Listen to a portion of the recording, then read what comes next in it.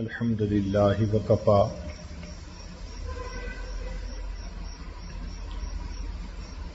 وسلام علی عبادہ الذین اصطفى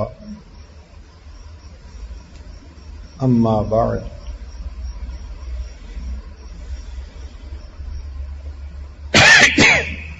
اعوذ باللہ من الشیطان الرجیم بسم اللہ الرحمن الرحیم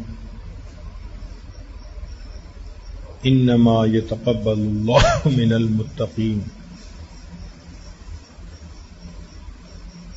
سبحان ربك رب العزة عما يصفون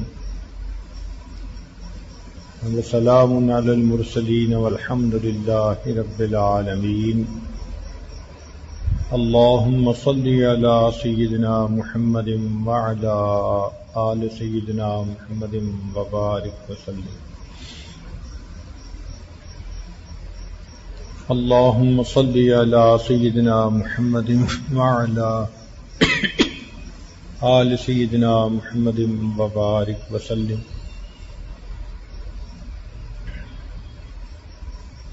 اللهم صل على سيدنا محمد وعلى آل سيدنا محمد وبارك وسلم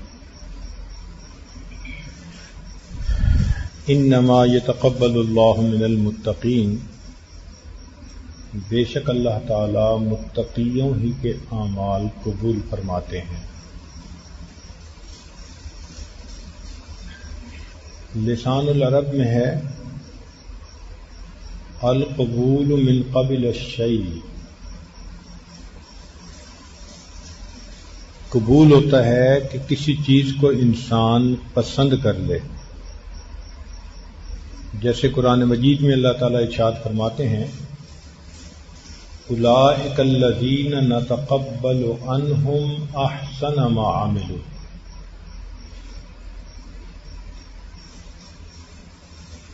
یہ باب تفاعل میں سے ہے التقبل،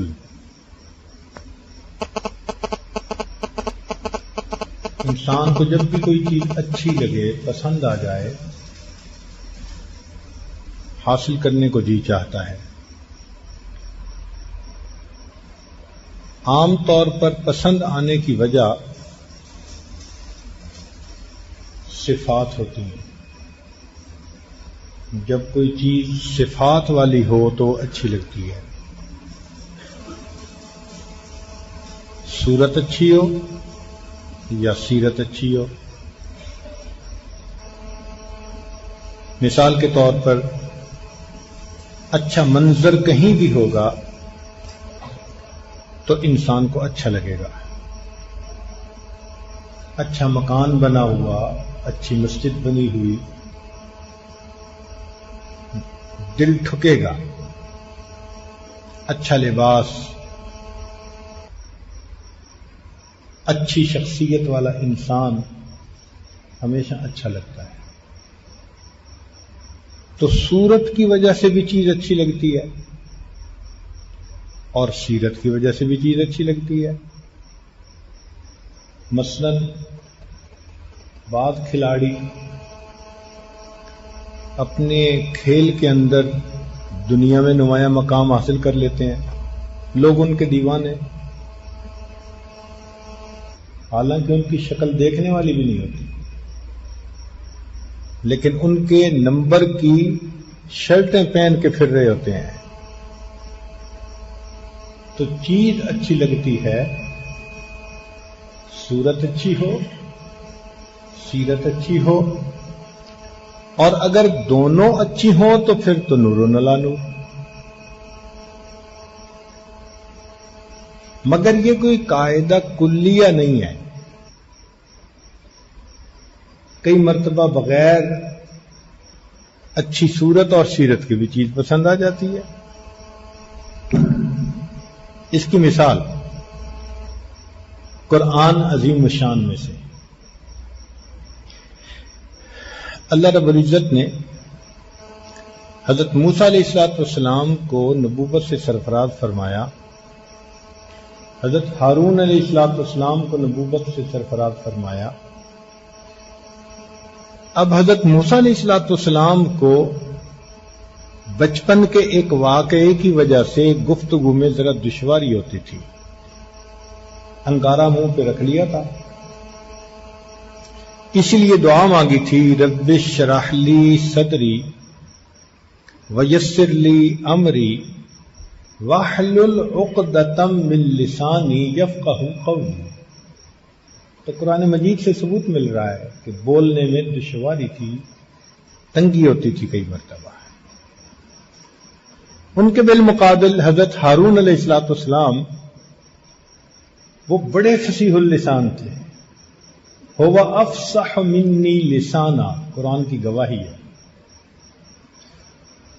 تو اب دیکھیے فصیح اللسان ہارون علیہ السلام ہے، لیکن اللہ رب العزت نے ہم کلامی کے لیے کن کو پسند کیا؟ وَكَلَّمَ اللَّهُ موسیٰ تکلیما، موسیٰ علیہ السلام کو پسند فرما لیا۔ یہ پسند کرنے والے کے اپنے اوپر منحصر ہوتا ہے۔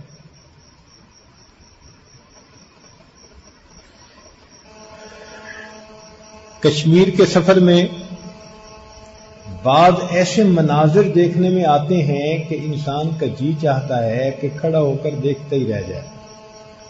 لیجنڈری بیوٹی، تصوراتی خوبصورتی دیکھنے کو ملتی ہے۔ وادی نیلم، وادی کاغان، وادی ناران، وادی لیپا، اللہ اکبر، قدرتی حسن اور خوبصورتی کی عجیب وہ جگہیں ہیں۔ لیکن یہ سب خوبصورت پہاڑ اپنی جگہ کھڑے رہ گئے۔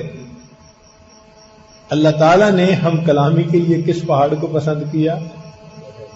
جبل طور کو، جس کے اوپر دیکھنے کو درخت نہیں نظر آتا۔ اپنے حبیب صلی اللہ علیہ وسلم کے لیے جبل احد کو پسند کیا، کوئی درخت نظر نہیں آتا۔ فرمایا احد جبل یحبنا ونحبہ، سبحان اللہ، اللہ کے حبیب جس پہاڑ سے محبت کرتے ہیں وہ احد ہے۔ اللہ تعالیٰ نے اپنے گھر کے قریب جن پہاڑوں کو پسند کیا کوئی سبزہ ہی نہیں، بواد غیر ذی زرع، تو سرسبز پہاڑ سب کھڑے رہ گئے۔ اللہ کو جو پہاڑ پسند آئے وہ دیکھو سبزے کا نام و نشان ہی نہیں۔ تو بسا اوقات ایسا ہوتا ہے کہ بنا صفت کے بھی چیز پسند آ جاتی ہے۔ ماں باپ کے ہاں بیٹی ہوئی، دیکھنے میں اتنی کالی کے رات کی طرح، تو انہوں نے نام رکھا لیلا، رات کی طرح کالی۔ مجنون صاحب کو پسند آ گئی۔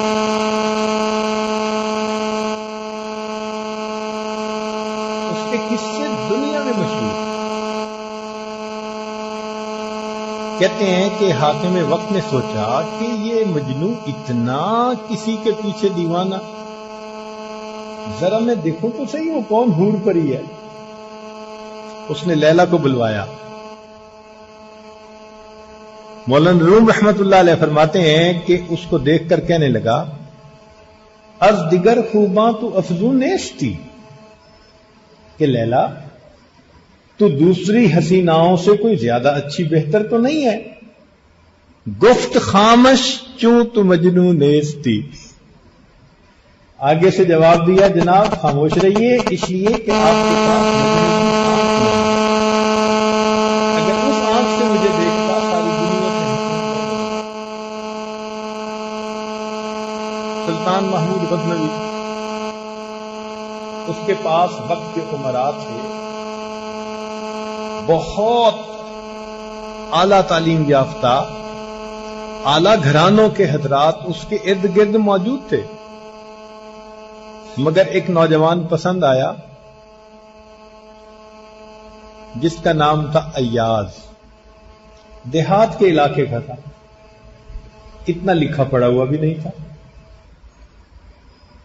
مگر محمود کی نظر میں بھا گیا۔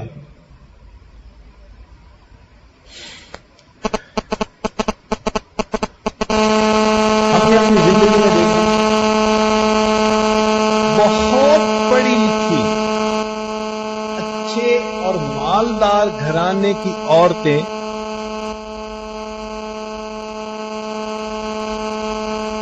اچھے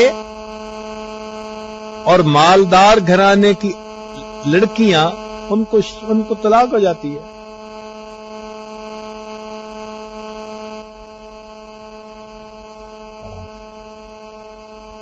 ان کو طلاق ہو جاتی ہے. اور غریب گھر کی ان پڑھ ان پہ خامد اس طرح فدا کہ وہ مزے کی زندگی گزارتی ہے.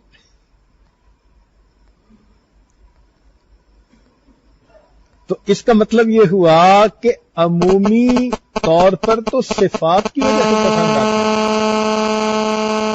مگر قاعدہ کلیہ یہ نہیں ہے.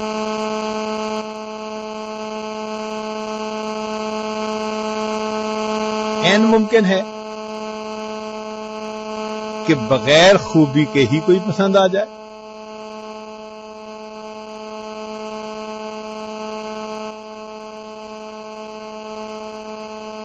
اب یہاں ذہن میں ایک بات آتی ہے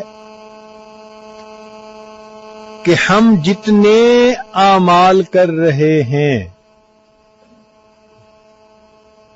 کیا ہمارے اعمال اللہ کے ہاں قبولیت کے لائق ہیں؟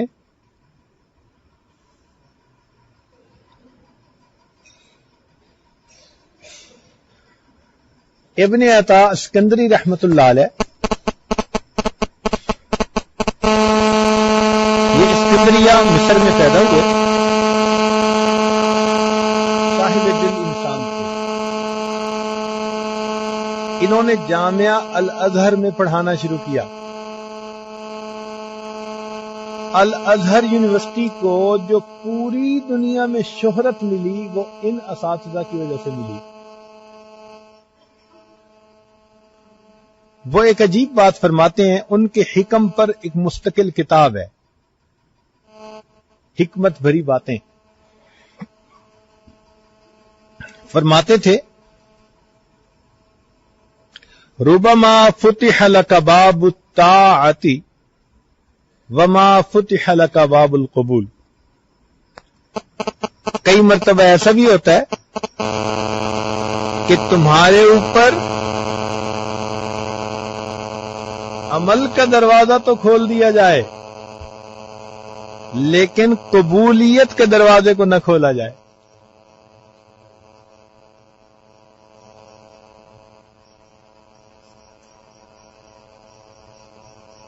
تو انسان اعمال کرتا رہتا ہے لیکن قبولیت نہیں ہوتی.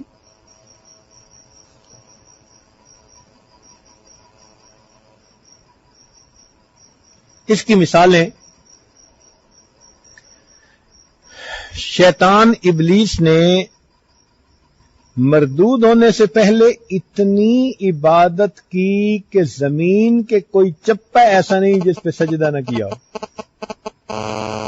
ہزاروں سال عبادت کی لیکن نتیجہ کیا نکلا؟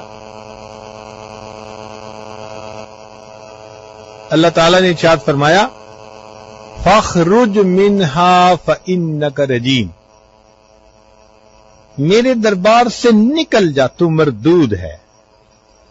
تو انجام برا ہوا. ہزاروں سالوں کی عبادت کو ٹھوکر مار دی گئی. انسانوں میں دیکھیں، بلم باور بنی اسرائیل کا بڑا عبادت گزار، 300 سال اس نے عبادت کی، حتیٰ کہ مستجاب الدعوات بندے کے درجے اور رتبے تک پہنچ گیا.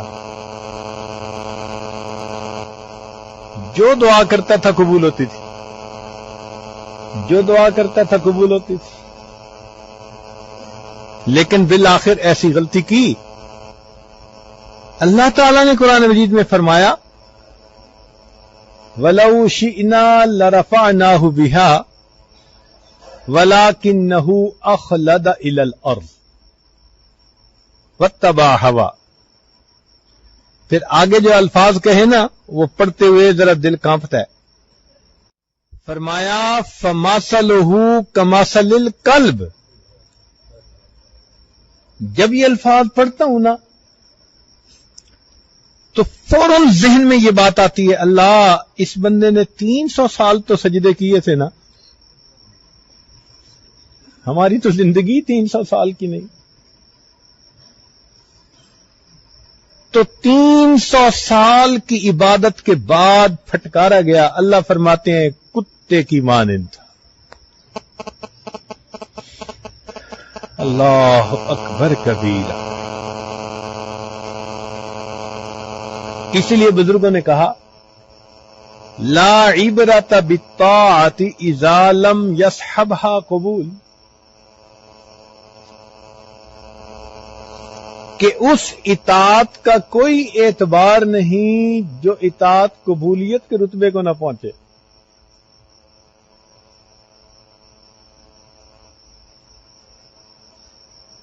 لیس کل طاعت سبیلا الی مثوبۃ اللہ ورضوانہ. ہر طاعت اور نیکی اللہ رب العزت کی رضا کے درجے تک نہیں پہنچ پاتی.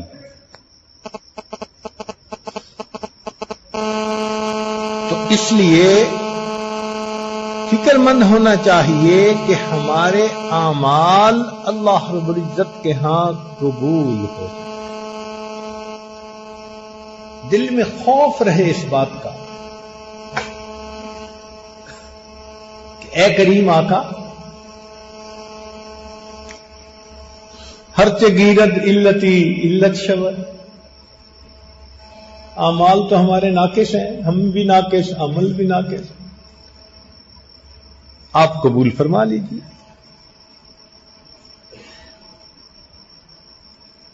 ہمارے بزرگوں نے ایک عجیب بات کہی ہے، فرمایا لولا جمیل سترہ لم یکن عملا اہلا للقبول. اگر اللہ رب العزت کی ستاری کا مسئلہ نہ ہوتا تو بندے کا کوئی عمل قبولیت کے لائق نہ ہو سکتا.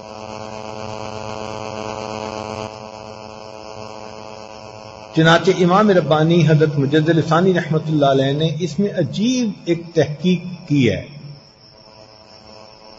وہ لکھتے ہیں اپنے مکتوبات میں کہ انسان جتنی بھی عبادت اچھے طریقے سے کر لے، جتنا زور لگا لے، جتنی کوشش کر لے، اس کی عبادت اللہ کی شان کے پردوں سے نیچے رہ جاتی ہے. اللہ اس سے بھی بلند ہے. ہم پوری زندگی کبھی شایان شان عبادت نہیں کر سکتے.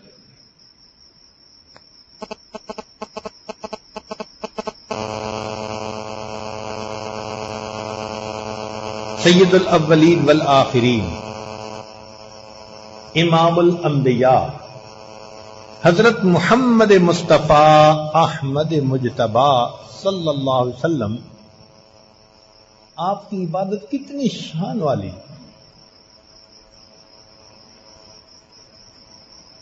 لیکن آپ کی عمر مبارک کی اللہ نے قسم کھائی.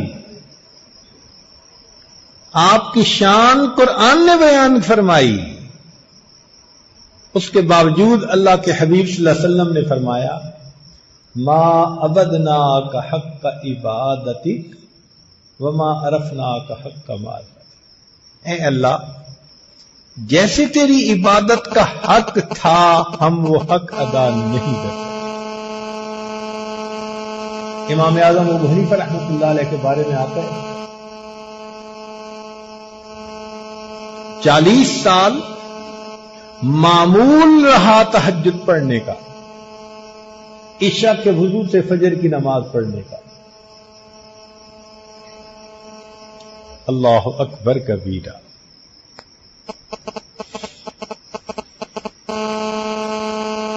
پھر حرم کی زیارت کے لیے گئے،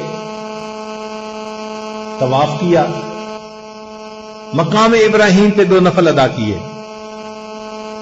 اور 2 نفل ادا کرنے کے بعد پھر یہ دعا مانگی، ما عبدنا کا حق کا عبادت، اللہ جیسے آپ کی عبادت کا حق تھا ہم حق ادا نہیں کر سکے۔ ہم لوگ کس کھیت کی گاجر مولی ہیں، ہماری کیا اوقات ہے؟ تو ہم ایسی عبادت نہیں کر سکتے جو اللہ رب العزت کی شان کے مطابق ہو، بس میں ہی نہیں،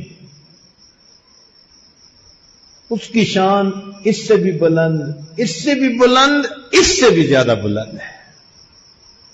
وہ مالک بہت بڑا ہے، سوچوں سے بھی بڑا ہے، جہاں سوچ کی انتہا ہوتی ہے پروردگار کی شان اس سے بھی بلند ہے۔ یہاں ذہن میں ایک سوال پیدا ہوتا ہے کہ جب اللہ تعالی کی شان اتنی بلند ہے کہ ہم شایان شان عبادت کر ہی نہیں سکتے، تو پھر عبادت میں اجر کیسے ملے گا؟ علماء نے اس کا جواب دیا۔ اس کی مثال یوں سمجھیں کہ آپ اپنے بیٹے کو پہلے دن اسکول چھوڑ کے آئے، وہ دوپہر کو واپس آیا، کہتے ابو میں نے گنتی لکھنی سیکھی ہے، بھئی تختی دکھاؤ۔ وہ تختی دکھاتا ہے، جا بجا سیاہی کے دھبے لگے ہوئے ہیں، ٹیڑھی لکیریں، اور کچھ لکھا ہوا ہے جو سمجھ نہیں پڑتا۔ مگر آپ بچے کی حوصلہ افزائی کے لیے جیب سے پیسے نکال کے اس کو آئس کریم لے کے دے دیتے۔ اب یہ آئس کریم اس کی خوش خطی کا بدلہ نہیں ہے، آپ کی محبت کا اظہار۔ ہمیں جو عبادتوں کے اوپر کوئی اجر ملتا ہے وہ ہماری عبادت کی اچھائی کی بات نہیں ہے۔ ان اللہ بالناس لرؤوف الرحیم، وہ پروردگار اپنے بندوں پر رؤوف ہے، رحیم ہے۔ جب وہ دیکھتا ہے کہ کوششیں تو کرتے پھرتے ہیں، جیسے بھی عمل ہوتے ہیں قبول فرما لیتا ہے۔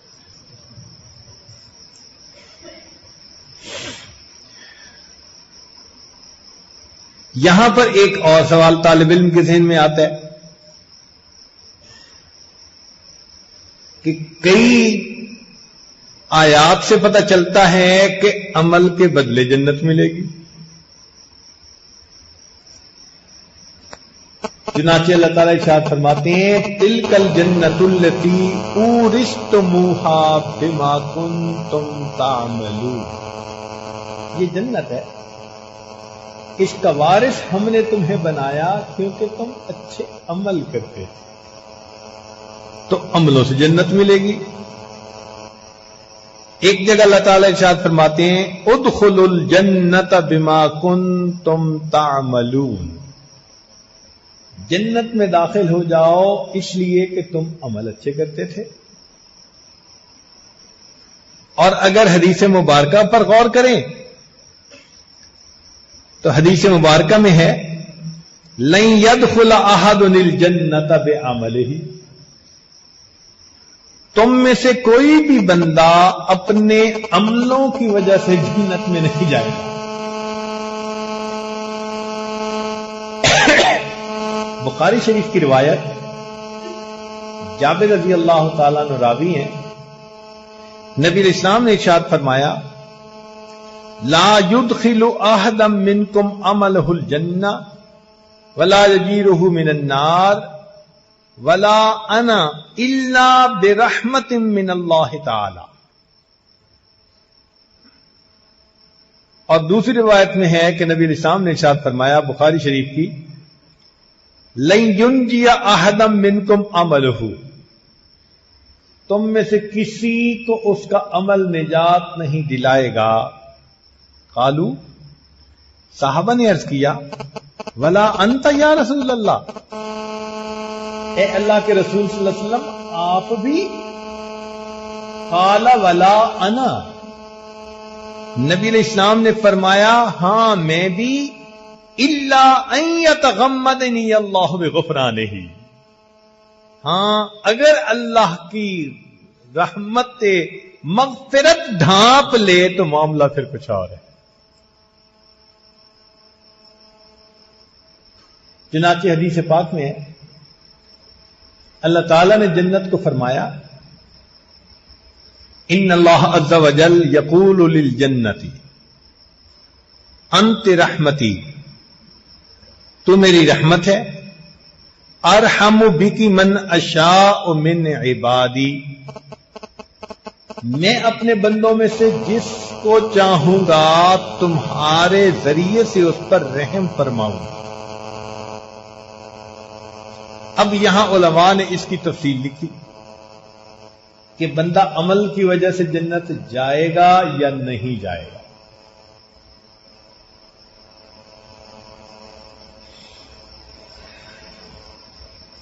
حافظ ابن رجب حنبلی فرماتے ہیں کہ ان عمل الانسان لا ينجيه من النار ولا يدخله الجنہ، کہ بندے کا عمل نہ جہنم سے نجات دلا سکتا ہے نہ جنت میں داخل کروا سکتا ہے۔ ان ذلك كله انما يحصل بمغفرۃ اللہ ورحمتہ، یہ سب کچھ اللہ کی مغفرت اور اللہ کی رحمت سے ہونا ممکن ہے۔ چنانچہ ابن جوزی رحمۃ اللہ علیہ نے اس کی تحقیق کی، وہ فرماتے ہیں کہ ان التوفیق للعمل من رحمت اللہ، کہ عمل کی توفیق اللہ کی رحمت سے ہوتی ہے۔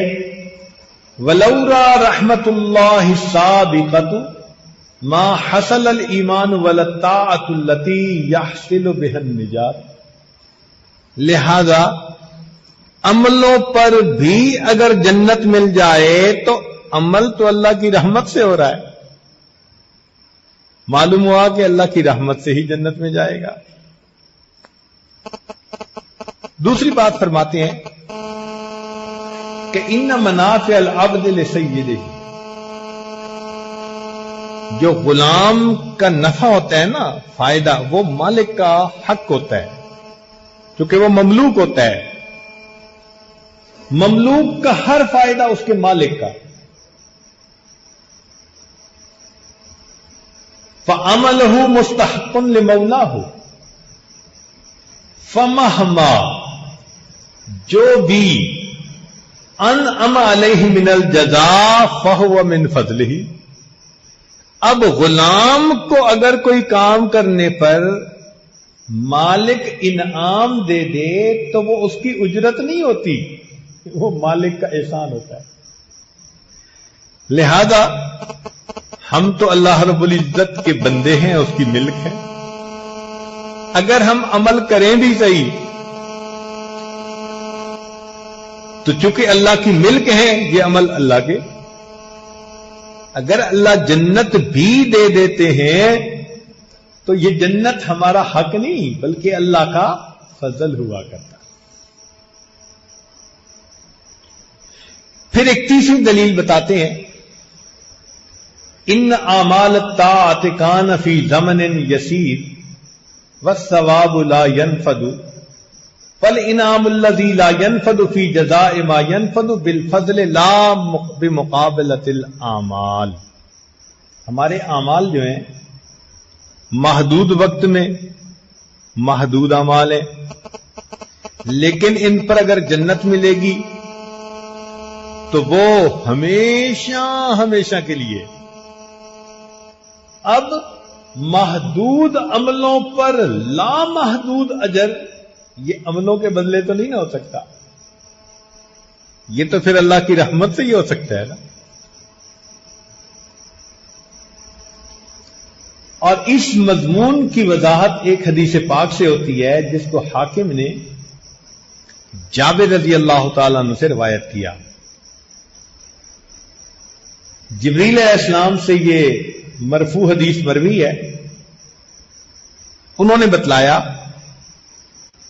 نبی علیہ الصلوۃ والسلام کو، ان عابدا عبد اللہ علی رأس الجبل فی البحر 500 سنۃ، ایک عبادت گزار بندے نے ایک پہاڑ کی چوٹی کے اوپر 500 سال تک عبادت کی۔ 500 سال، اللہ اکبر کبیرہ۔ ثم سأل ربہ ان یقبضہ ساجدا، پھر اس نے دعا مانگی کہ اللہ مجھے سجدے میں موت عطا کر دینا۔ یہ دعا قبول ہو گئی، چنانچہ اس کو دفن کر دیا گیا۔ قال جبریل علیہ السلام نے بتلایا، فنحن نمر علیہ اذ ہبتنا و اذ ارجنا، جب ہم آسمان پہ جاتے اور نیچے آتے ہیں تو اس کے قریب سے ہم گزرتے ہیں۔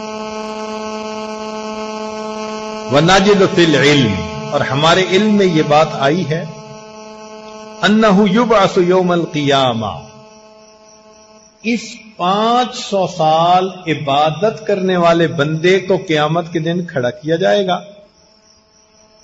فیوقف بین یدی اللہ عز وجل،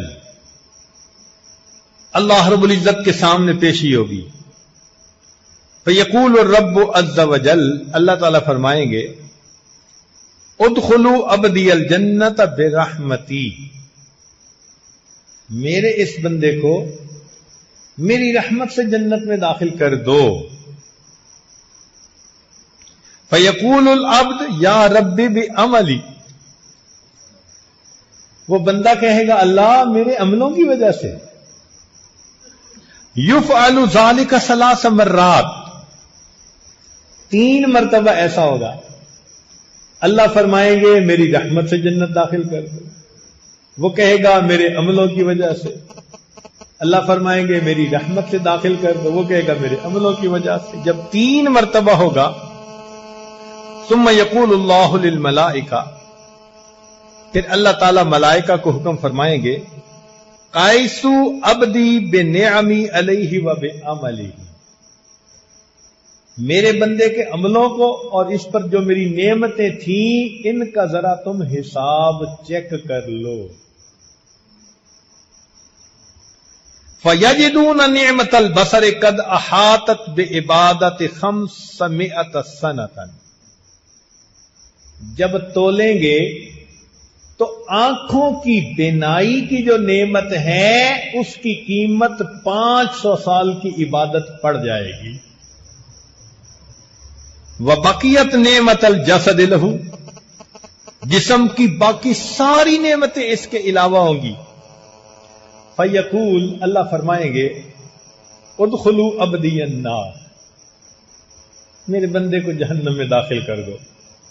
فیجر الی النار، فرشتے اس بندے کو گھسیٹنے لگیں گے جہنم کی طرف۔ فینادی، چیخے گا، چلائے گا، کہے گا برحمتک ادخلنی الجنہ، اللہ اپنی رحمت سے مجھے جنت داخل کر دے۔ برحمتک ادخلنی الجنہ فیدخلہ الجنہ، پھر اسے جنت داخل کیا جائے گا۔ قال جبریل علیہ السلام نے کہا، انما الاشیاء برحمت اللہ یا محمد، اے محمد صلی اللہ علیہ وسلم معاملہ تو اللہ کی رحمت کے اوپر جا کر، ماں نے کون سا بیٹا جنا ہے جو کہے کہ میں نعمتوں کا حساب دینے کے قابل ہوں؟ ہم اللہ کی نعمتوں کا حساب نہیں، تو جب حساب ہی نہیں دینے کے قابل، ناپ تول کے ہی قابل نہیں ہے، تو اگر جنت ملے گی تو وہ اللہ کی رحمت سے ہی ملے گی۔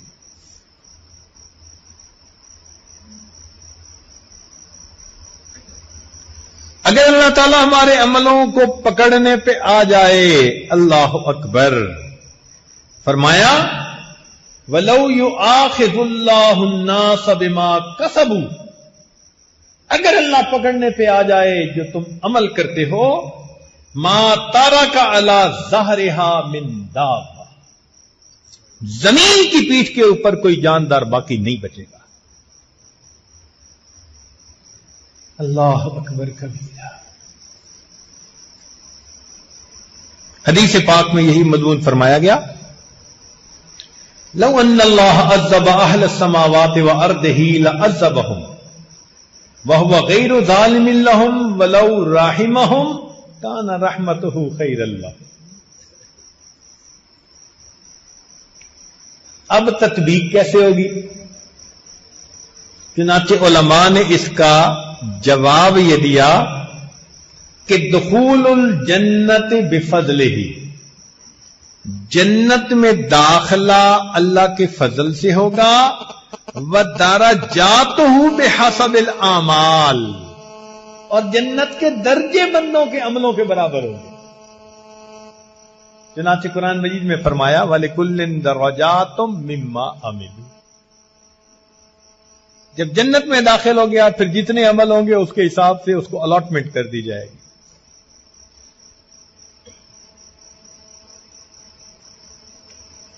دل میں یہ بات آتی ہے کہ جب معاملہ قبولیت کے اوپر ہے تو ہمیں کیسے پتہ چلے کہ ہمارے عمل اللہ کے ہاں قبول ہیں یا نہیں؟ دل میں ایک سوچ پیدا ہوتی ہے نا۔ چنانچہ علماء نے قبولیت کی علامات لکھی ہیں کہ جن کی وجہ سے انسان کے اعمال مقبول بنتے ہیں۔ سب سے پہلی علامت موافقت العمل لما جاء به الشرع وصحت به السنت، کہ جو بھی عمل انسان کرے شریعت اور سنت کے وہ مطابق ہو۔ اس کو کہتے ہیں میزان الاعمال فی ظاہرہا، ظاہر میں ایک کسوٹی تولنے کی۔ مثال، ایک دن بڑی کیفیت بنی ہوئی ہے، صوفی صاحب کہتے ہیں جی میں فجر کی تو 4 رکعت پڑھوں گا،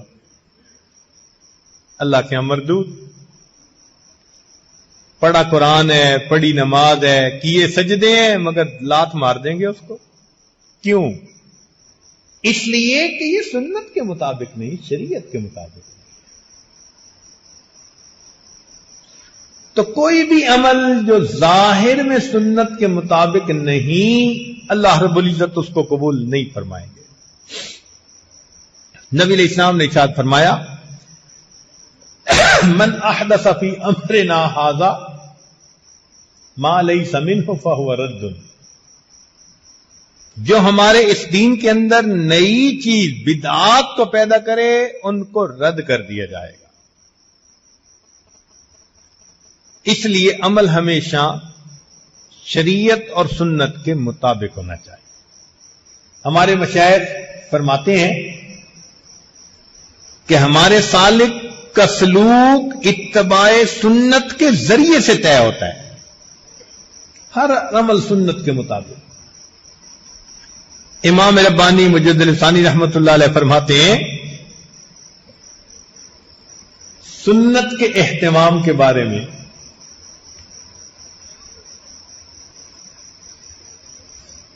کہ دوپہر کے وقت سنت قیلولہ کی نیت سے تھوڑی دیر سو جانے پر وہ اجر ملتا ہے جو ہزاروں سالوں کی نفلی شب بیداریوں پر نہیں مل سکتا۔ سنت کا کیا اہتمام انہوں نے سمجھایا۔ ادھر شب بیداریاں ہیں، ادھر نیند ہے، مگر چونکہ اس نیند کو نبی علیہ السلام کی نیند کے ساتھ نسبت ہے،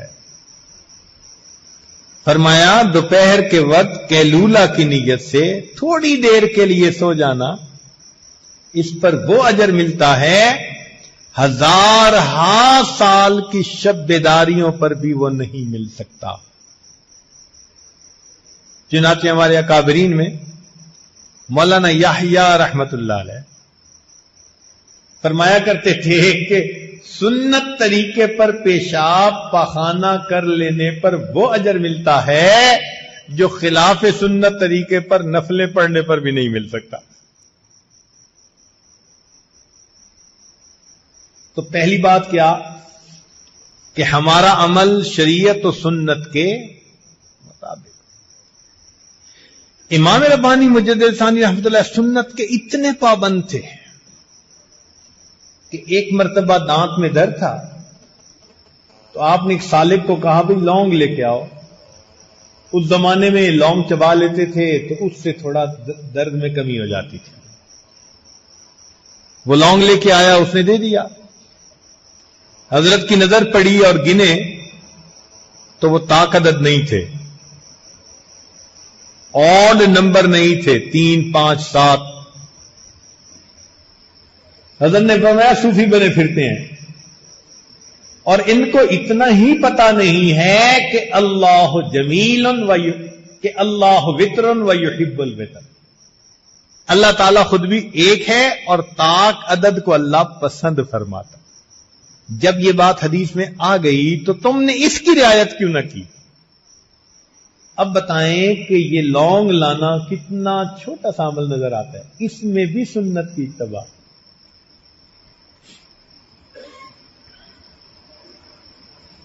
اللہ اکبر کبیرہ.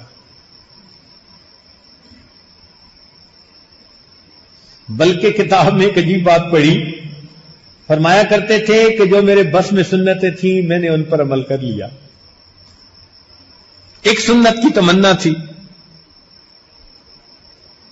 وہ کیا کہ سیدنا حسین رضی اللہ عنہ چھوٹے تھے, نبی علیہ الصلوۃ والسلام نے اٹھایا ہوا تھا تو حضرت حسین رضی اللہ تعالیٰ عنہ نے پیشاب کر دیا تو آقا صلی اللہ علیہ وسلم کے کپڑے گیلے ہو گئے.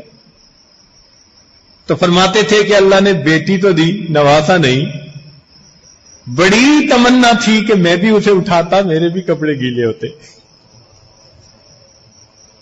مگر بیٹا نہ ہوا. وصیت فرمائی کہ اگر میں مر جاؤں اور اللہ میری بیٹی کو بیٹا عطا کرے تو اس بچے کو میری قبر پر بٹھایا جائے جب تک کہ وہاں پر وہ پیشاب نہ کر لے. اللہ اکبر کبیرہ. سنت کا کیا اہتمام ان کے دل کے اندر ہوگا. ابن عمر رضی اللہ تعالیٰ عنہ سے جا کے سیکھو نا.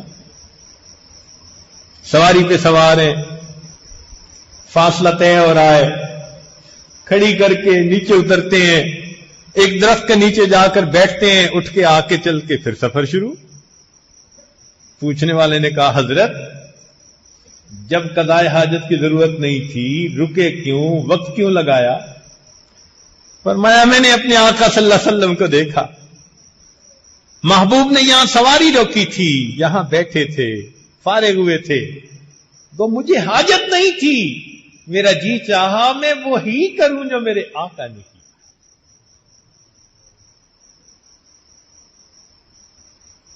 اس سنت کی محبت حضرت حذیفہ رضی اللہ عنہ سے پوچھیے. اہل فارس کو جنہوں نے کہا تھا عطر کو سنت حبیبی لہؤلاء الحمقاء, ان احمقوں اور راشن خیالوں کی وجہ سے میں اپنے محبوب کی سنت کو ترک کر دوں گا.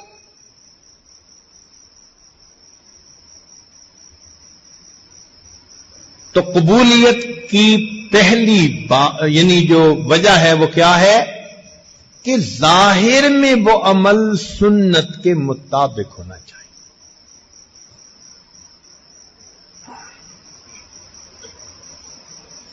کھانا بھی حلال کھائے اور عمل بھی طیب کرے. ان اللہ طیب لا یقبل الا طیبا.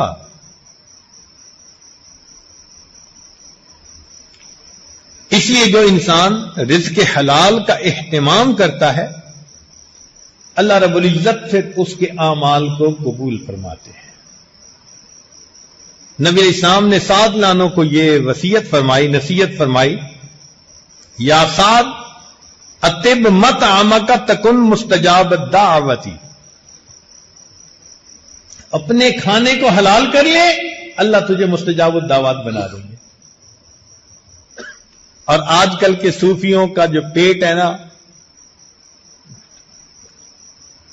ٹریش کین، وہ کچرے کا ایک ہوتا ہے نا ڈبہ، جو گند بلا سب اسی میں۔ صوفی کا پیٹ کوئی تیلی کا کولو تو نہیں ہے نا، کولو میں جو ڈالو وہ پیستا ہے۔ صوفی کا پیٹ جو ڈالو پیسنے ہے، اس میں حرام حلال کی پرواہ نہیں، بس لذت کا شوق ہے، جی مجھے پیزا کھانے کا شوق ہے، بھاگتے ہیں شہر کی طرف، میکڈونلڈ کی طرف، KFC کی طرف۔ یہ باہر سے آئی ہوئی کمپنیاں کیا ڈالتی ہیں اللہ جانے، حلال پیسے خرچ کر کے حرام کھاتے ہیں۔ ہم تو نہیں اس کے بارے میں جانتے نا، اللہ جانے کیا ہے، تحقیق کس کو ہے۔ ذکر و سلوک سیکھنا ہے تو حلال کا اہتمام کرنا پڑے گا۔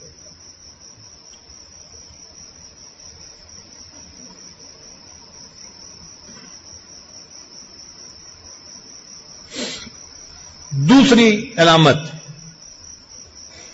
ابتغاء وجہ اللہ بالعمل، عمل سے مقصود اللہ کی رضا ہو، اس کو کہتے ہیں میزان الاعمال فی باطنہا، باطن کی کسوٹی، عمل اللہ کے لیے ہے یا نہیں۔ چنانچہ طبرانی شریف کی روایت، ان اللہ لا يقبل من العمل الا ما كان خالصا وابتغي به وجهه،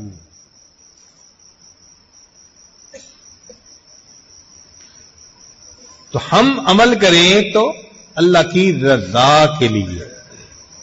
اسی امام بخاری رحمۃ اللہ علیہ نے بخاری شریف کی ابتدا انما الاعمال بالنیات سے کی، نیت کے اوپر دار و مدار۔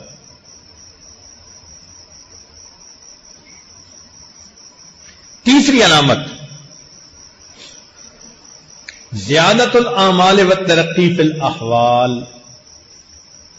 کہ جب بندے کا عمل اللہ کے ہاں قبول ہوتا ہے نا، تو اس میں پھر اللہ تعالیٰ بندے کو وجد، لذت، شوق، ذوق عطا فرما دیتے ہیں۔ چنانچہ احمد بن عجیبہ اپنی کتاب ایقاظ الہمم،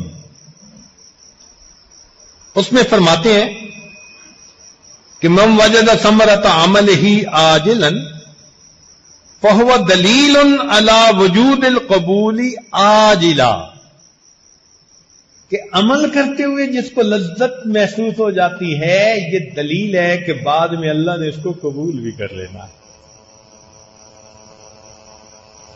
چنانچہ فمن علائم قبول اللہ للصلاۃ، نماز کی قبولیت کی علامت، ان یشعر المصلی فیہا بلذت الاقبال علی اللہ، کہ نماز پڑھنے والے کو واقعی محسوس ہو میں اللہ کے سامنے کھڑا۔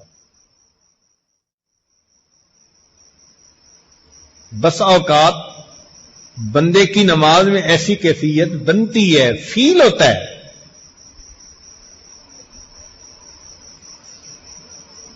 علائم قبول اللہ لمناسک الحج، حج کے مناسک کی قبولیت کی علامت یہ ہے، ان تقطعہ عن مشاغل الدنیا وہمومہا، کہ جو بندہ حج کے لیے جاتا ہے تو دل وہاں جا کر پیچھے سے کٹ جاتا ہے، اور اگر پیچھے دل اٹکا رہے، ایک طواف کیا کعبے کا اور 10 طواف کیے بازار کے۔ چنانچہ حاجی صاحب کو حرم میں کہاں دعا قبول ہوتی ہے اس کا پتہ نہیں ہوتا، گھڑیوں کی قیمت کا پتہ ہوتا ہے کہ کس گھڑی کی قیمت کتنی، دکانوں کے چکر۔ فمن علائم قبول اللہ لتلاوت القرآن، اور تلاوت قرآن کی قبولیت کی علامت یہ ہے ان یشعر انہ ماثل بین یدی اللہ، کہ تلاوت کرنے والی کی کیفیت ایسی ہو کہ جیسے میں اپنے پروردگار سے ہم کلامی کر رہا۔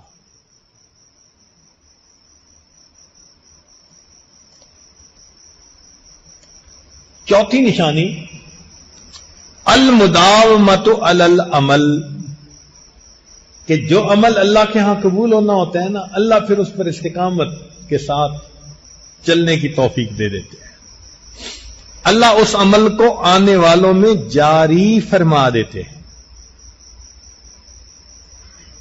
ہمارے بزرگوں نے اس کو شارٹ کٹ یوں کیا کہ اے دوست، تیرا ایک نماز پڑھنے کے بعد دوسری نماز کے لیے مسجد میں آ جانا تیری پہلی نماز کی قبولیت کی دلیل ہے۔ قبول کیا تو آنے دیا ہے نا، ناراض ہوتے تو آنے ہی نہ دیتے۔ آپ خود دیکھیں، بندہ جس سے ناراض ہوتا ہے اس کو گھر آنے سے روک دیتا ہے، باپ بیٹے کو گھر آنے سے روک دیتا ہے، بھائی بھائی کو روک دیتا ہے، خاوند بیوی کو روک دیتا ہے۔ اگر اللہ ناراض ہوتے نے گھر آنے سے روک دیتے، اگر آنے دیا ہے تو یہ کس کی دلیل ہے؟ ارادہ خیر کا ہے، عطا کرنا چاہتے ہیں، دینا چاہتے ہیں۔ اب تو جھولی پھیلانے والے پر منحصر ہے کہ وہ کتنا مانگتا ہے۔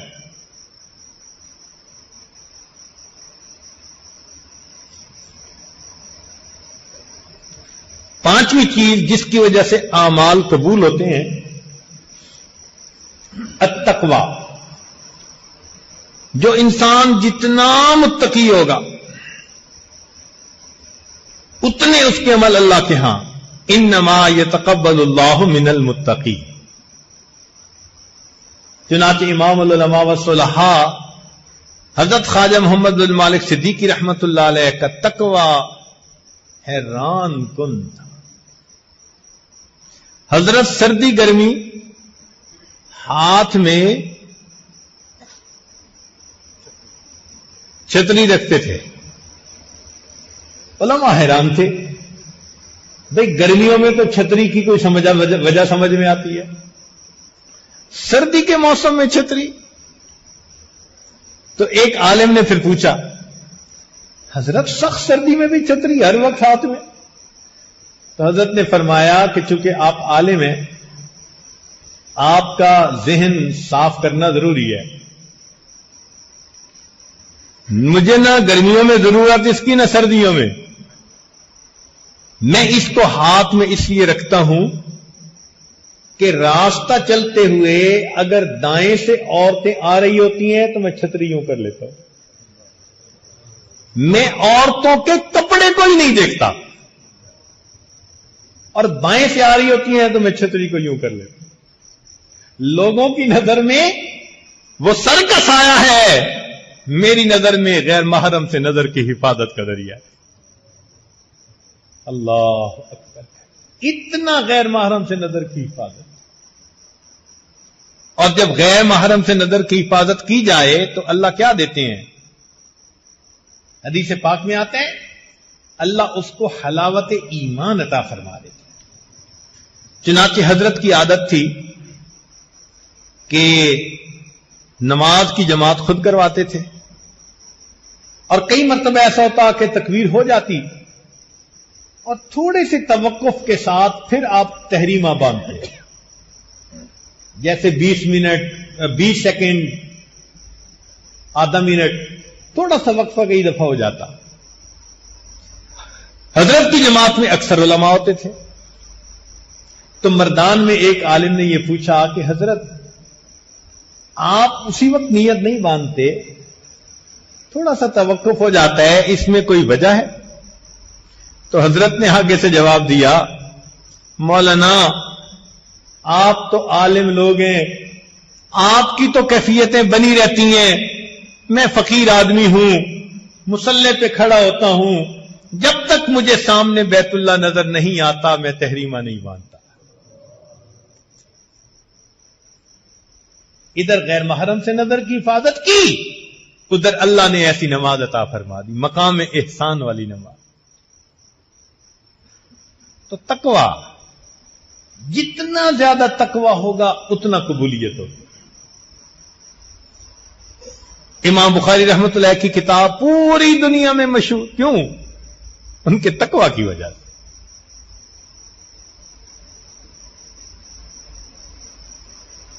ہمارے اکابر علماء دیوبند، ان کی محنت اللہ کے ہاں قبول کہ آج دارالعلوم کو پوری دنیا کے اندر شہرت تقوی کی وجہ سے۔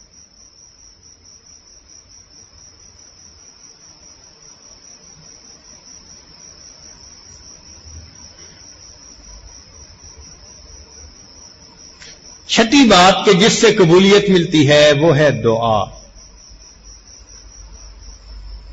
رونے سے، مانگنے سے قبولیت مل جاتی ہے، اور اس کی دلیل قرآن عظیم الشان۔ دیکھیں، عمران علیہ الصلوۃ والسلام کی اہلیہ امید سے ہیں، اور اس حالت میں وہ اللہ سے ایک دعا مانگتی ہیں، رب انی نذرت لک ما فی بطنی محررا فتقبل منی۔ اللہ اس میرے بچے کو جو ہونے والا ہے قبول کر لیجئے۔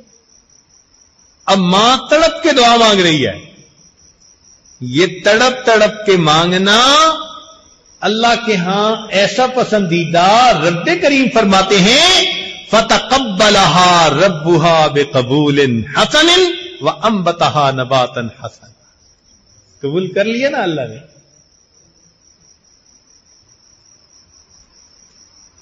ہم اوپر کی جتنی علامات کو دیکھیں تو سمجھ میں یہ آتا ہے کہ سوائے دعا کے ہمارے پلے اور کچھ نہیں ہے۔ بس ہم دعا مانگیں کہ اللہ آپ رحمت کر دیجئے اور ہمارے ان ٹوٹے پھوٹے عملوں کو قبول فرما لیجیے۔ انبیاء کرام کو بھی یہ خوف لاحق ہوتا تھا، چنانچہ ابتحال الانبیاء الی اللہ بان یرزقہم القبول، انبیاء کو بھی یہ خوف دامنگیر رہتا تھا۔ سنیے، ابراہیم علیہ السلام اللہ کے خلیل ہیں، قرآن مجید میں ہے وَإِذْ يَرْفَعُ إِبْرَاهِيمُ الْقَوَاعِدَ مِنَ الْبَيْتِ وَإِسْمَاعِيلُ، یاد کرو اس وقت کو جب ابراہیم اور ان کے بیٹے اسماعیل نے میرے گھر کے قاعدے، بنیادوں کو بلند کیا، تو اس وقت انہوں نے کیا کہا؟ ربنا تقبل منا۔ دیکھا فکر کیا لگی ہوئی ہے کہ اے اللہ اس عمل کو ہم سے قبول فرما لے۔ دعا مانگتے ہیں، رب اجعلنی مقیم الصلاۃ ومن ذریتی ربنا وتقبل دعا۔ دیکھا تک قبولیت کی ہے نا فکر۔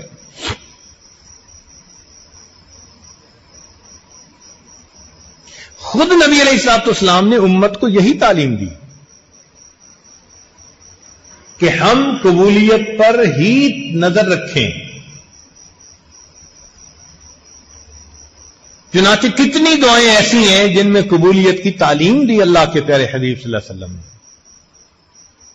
من ادعیۃ رسول اللہ فی القبول، حدیث مبارکہ میں ہے کہ جب نبی علیہ السلام جانور ذبح فرمانے لگتے تو پڑھتے بسم اللہ اللہم تقبل من محمد ومن امت محمد صلی اللہ علیہ وسلم، قبولیت کی دعا مانگتے۔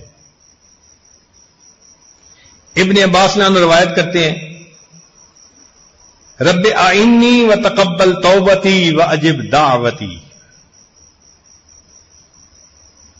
دوسری روایت ہے ام سلمہ رضی اللہ تعالی عنہا سے، فرماتی ہیں کہ نبی علیہ السلام نے دعا مانگی اللہم تقبل حسناتی، اے اللہ میرے نیک عملوں کو قبول فرما لیجیے۔ ابن عباس عنہ کی روایت ہے کہ نبی علیہ السلام افطار کے وقت دعا مانگتے تھے اللہم لک صمت وعلی رزقک افطرت فتقبل منی، یعنی قبولیت کی فکر۔ ام سلمہ رضی اللہ عنہا روایت کرتی ہیں کہ نبی السلام نے دعا مانگی، اللہم انی اسألک علما نافعا ورزقا طیبا وعملا متقبلا، مقبول عمل۔ اب یہ جتنا کچھ ہم نے سنا، اس کی ذرا پریکٹیکل شکل صحابہ کی زندگیوں میں دیکھیں۔ یہ وہ جماعت تھی جس کو اللہ رب العزت نے اپنے حبیب صلی اللہ علیہ وسلم کی صحبت کے لیے چنا، جو اپنے استاد کے کمالات کا آئینہ تھے۔ کہتے ہیں استاد کے کمال کو دیکھنا ہو تو شاگردوں کو دیکھو، نبی علیہ السلام کے کمالات کو دیکھنا ہو تو صحابہ کی زندگیوں کو دیکھو۔ ایک ایک صحابی، بلکہ علماء نے لکھا ہے کہ صحابہ کی تعداد 1,24,000، اور نبی علیہ السلام سے پوچھا گیا کہ انبیاء کی تعداد کتنی، تو نبی علیہ السلام نے بتلایا 1,24,000۔ جتنے انبیاء تھے اتنے ہی صحابہ۔ تو علماء نے راز لکھا کہ اللہ تعالیٰ نے نبی علیہ السلام کے ہر صحابی کو کسی نہ کسی نبی کی جو نبوت کے علوم تھے اور برکات تھی ان کا وارث بنایا تھا۔ اس لیے نبی علیہ السلام نے فرمایا اصحابک النجوم بأیہم اقتدیتم اہتدیتم، میرے صحابہ ستاروں کی مانند ہیں، جس کسی کی پیروی کرو گے ہدایت پا جاؤ۔ ان کو دنیا کی، ان کو زمین کا ستارہ کہا گیا۔ ان میں سے وہ بزرگ بھی تھے جو عشرہ مبشرہ، جن کا نام لے کے نبی السلام نے فرمایا جنت میں جائیں گے، اور یہ وہ لوگ تھے جن کے بارے میں قرآن مجید میں آ چکا رضی اللہ عنہم ورضوا۔ اللہ اکبر۔ اس سب کچھ کے باوجود ان کے دل پہ خوف طاری رہتا تھا کہ پتہ نہیں موت کے وقت ہمارے ساتھ کیا ہوگا۔ سنیے ذرا، مخاوف الصحابہ من عدم قبول الاعمال۔ امید ہے کہ آپ توجہ کے ساتھ سنیں گے، اس میں ہمارے لیے بہت راز کی بات، حکمت کی بات۔ سب سے پہلے خلفائے راشدین میں سے سیدنا صدیق اکبر رضی اللہ تعالی عنہ، یہ وہ صحابی ہیں جن کے بارے میں نبی علیہ السلام نے فرمایا لو كنت متخذا من امتی خلیلا لاتخذت ابا بکر خلیلا، اگر اپنی امت میں سے میں کسی کو اپنا خلیل بناتا تو میں ابو بکر کو اپنا خلیل بناتا۔ یہ وہ صحابی۔ ابو سعید خدری رضی اللہ عنہ فرماتے ہیں ان اہل الدرجات العلی لیراہم من تحتہم کما ترون النجم طالع فی افق السماء، کہ جنت میں جنتی جائیں گے تو نیچے والے اوپر والوں کو اس طرح دیکھیں گے جیسے زمین والے ستاروں کو دیکھتے ہیں۔ وَإِنَّ أَبَا بَكْرَ وَعُمَرْ مِنْهُمْ وَأَنْعَمَا، ابو بکر اور عمر ان میں سے ان سے بھی اونچے ہیں۔ ان کو علماء نے ہم خانہ رسول کہا۔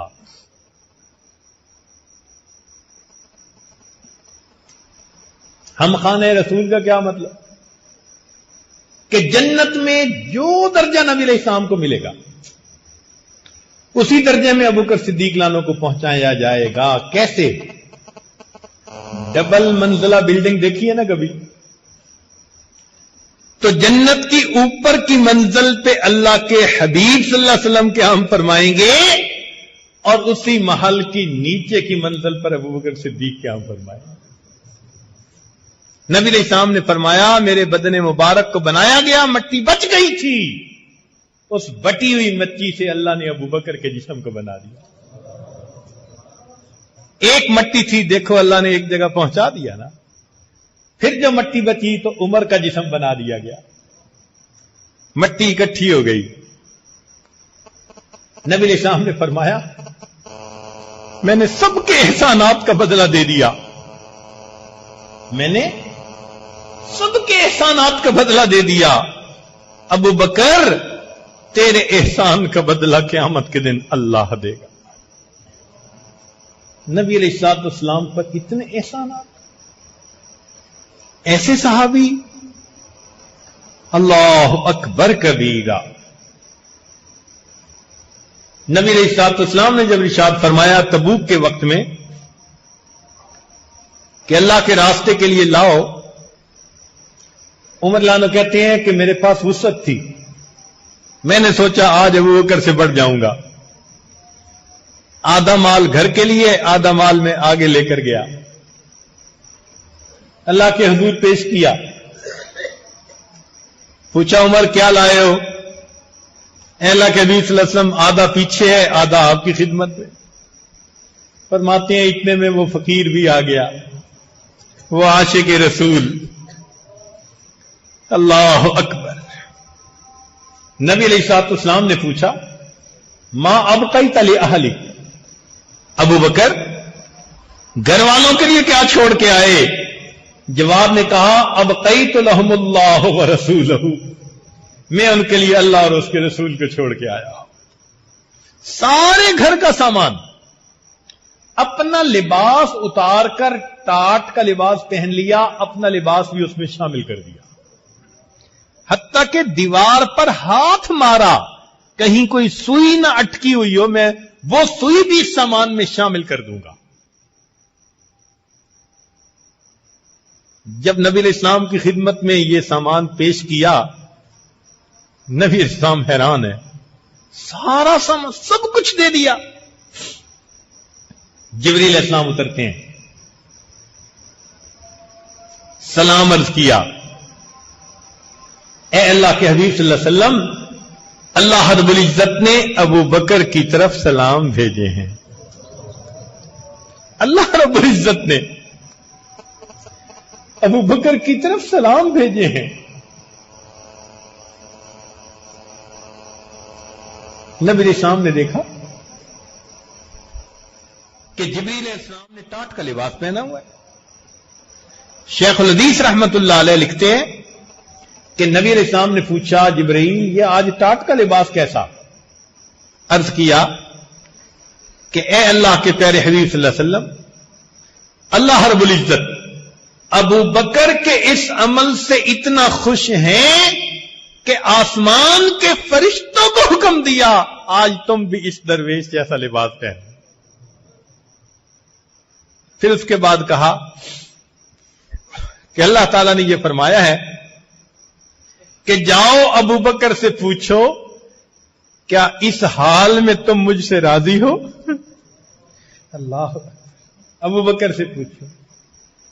अबू बकर सिद्दीक लानो की आंखों में आंसू आ गए, कहने लगे मैं अपने अल्लाह से हर हाल में राजी हूं। जिनकी सलाम अर्शों से आया करते थे वो सहाबी, उनके बारे में किताबों में है कि वो किसी परिंदे को देखते तो फरमाते तू बालका या तैर, ए परिंदे तुझे मुबारक हो, मां अनामा का अला शजरा, तू इस दरख्त के ऊपर कितना अच्छा बैठा हुआ है। ताकुल मिन हादिही समरत सुम्मा तमूत, तू दरख्तों के फल खाएगा और फिर फौत हो जाएगा। सुम्मा ला तकूनु शैया, फिर अल्लाह ताला तुझे हमेशा के लिए खत्म कर देंगे।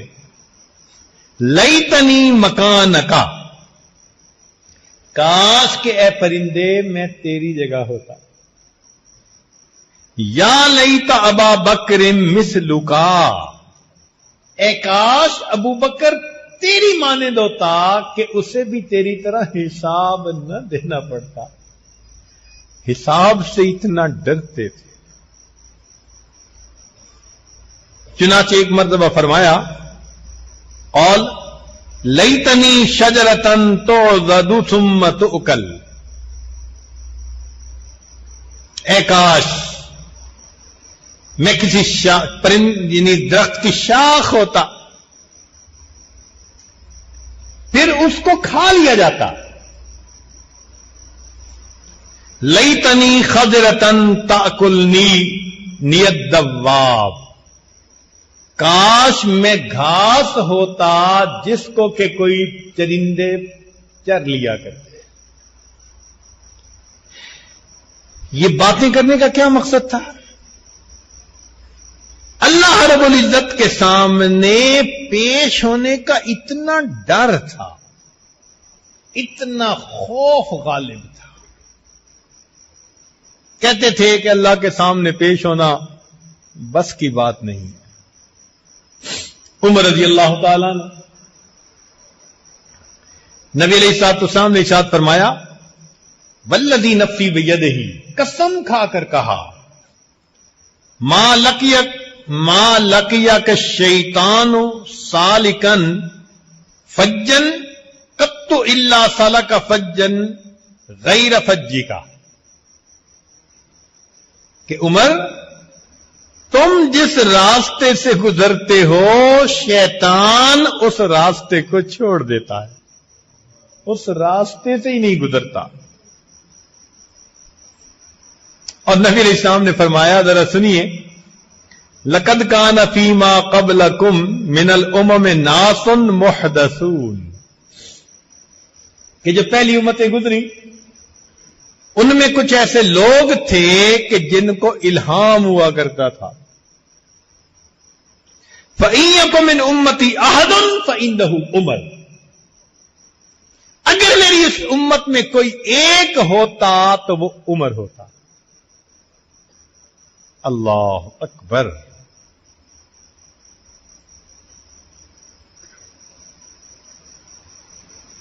الذی کان رأیہ موافقا للوحی والکتاب، کتنی مرتبہ ان کی رائے قرآن مجید کے حکم کے بالکل مطابق نکلی. جن کو یہ شان ملی ان کے بارے میں سنیے، فرمایا کرتے تھے واللہ لو ان لی طلاء الارض ذهبا لافتدیت بہ عذاب اللہ عز وجل قبل ان اراہ، کاش پوری زمین کے برابر سونا اگر میرے پاس ہوتا اور میں اللہ کے سامنے پیش ہونے سے پہلے فدیہ کے طور پر اسے دے سکتا تو میں دے دیتا. کبھی فرماتے ویلی، کبھی فرماتے ویل لأمی ان لم یرحمنی ربی، ہلاکت ہے میری، ہلاکت ہے میری ماں کی اگر اللہ نے قیامت کے دن میرے اوپر رحم نہ کیا. ایک مرتبہ بھوسا تھا جانوروں کا، اس پر نظر پڑی، فرمانے لگے یا لیتنی مثل ہذہ التبنتی، کاش کہ میں اس بھوسے کی مانند ہوتا. لیت امی لم تلدنی، کاش مجھے میری ماں نے جنا ہی نہ ہوتا. لیتنی لم اکو شیئا، کاش کہ میں کچھ بھی نہ ہوتا. لیتنی کنت نسیم منسیا، کاش میں کوئی بھولی بسری چیز ہوتا.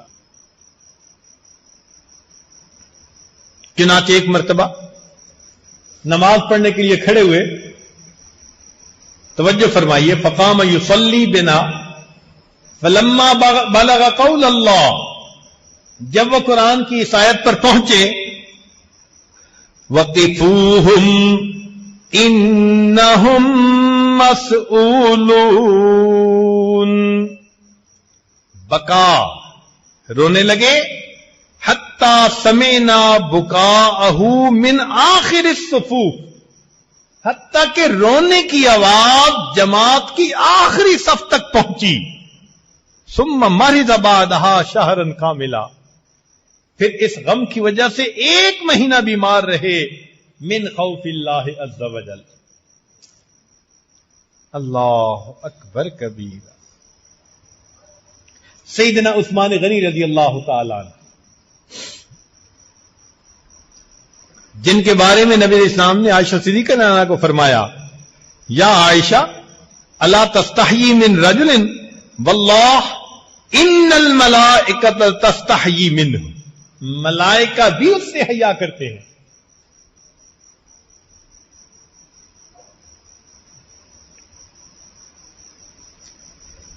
کیا میں ایسے بندے سے حیا نہ کروں کہ جس بندے سے ملائکہ بھی حیا کرتے ہیں؟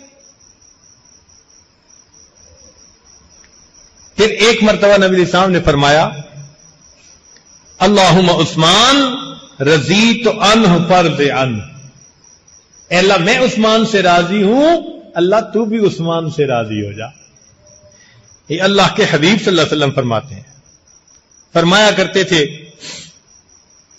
لو وقفت بین الجنت والنار فخیرت بین ان اسیر رمادا او اخیر الی ای الدارین اسیر لاخترت ان اکون رمادا۔ اگر مجھے قیامت کے دن کھڑا کر کے پوچھا گیا کہ تیرا حساب لیں اور جنت دوزخ بھیجیں یا تجھے ہم مٹی بنا دیں، تو فرماتے تھے کہ میں اللہ کے حضور اپنا چوائس بتا دوں گا، اللہ حساب نہ لے مجھے مٹی بنا دیجیے۔ یہ عثمان غنی رضی اللہ عنہ فرما رہے، جن سے فرشتے حیا فرماتے تھے، جن کے بارے میں نبی اسلام نے فرمایا کہ یہ عثمان کا ہاتھ ہے اور یہ میرا ہاتھ، اپنے مبارک ہاتھ کو فرمایا یہ عثمان کا ہاتھ ہے، یہ میرا ہاتھ۔ اللہ اکبر کبیرہ۔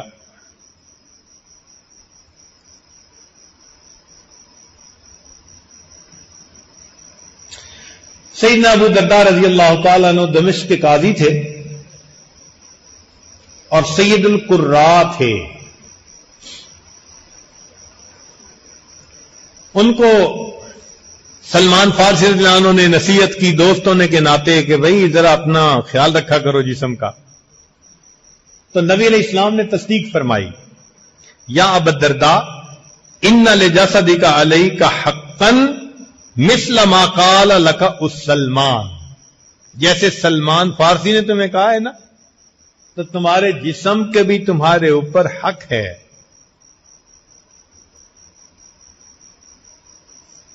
فرمایا کرتے تھے، لولا ثلاث ما احببت البقاء، 3 چیزیں نہ ہوتی نا تو مجھے زندگی میں کوئی دلچسپی نہیں تھی۔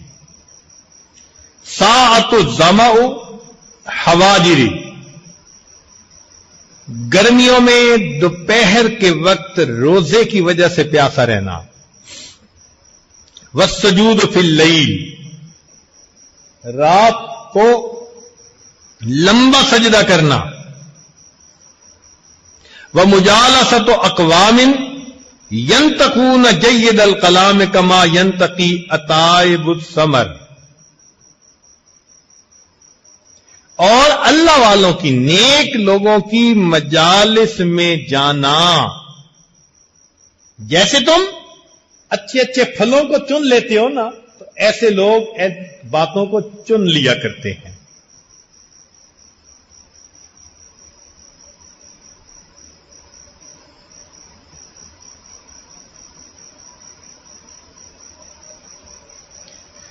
نبی علیہ السلام نے ان کے بارے میں ارشاد فرمایا، سنیے ذرا، کہ ان ابا الدرداء من العلماء الفقہاء الذین یشفون من الداء، کہ وہ لوگ جن کے پاس بیٹھنے سے روحانی بیماریوں کو شفا ملتی ہے، ابو درداء ان علماء فقہاء میں سے ہے۔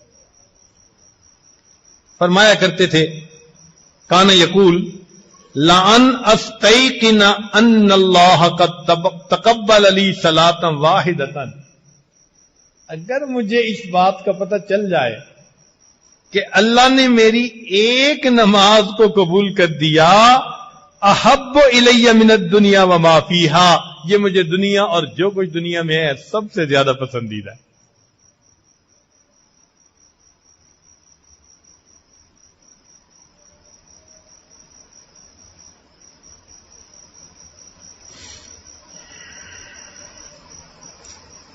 تو ان حضرات کے اوپر اللہ رب العزت کے خوف کا ایسا غلبہ تھا۔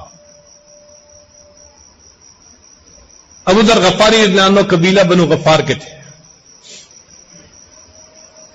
یہ قبیلہ مکہ مکرمہ میں لوٹ مار میں بڑا مشہور تھا۔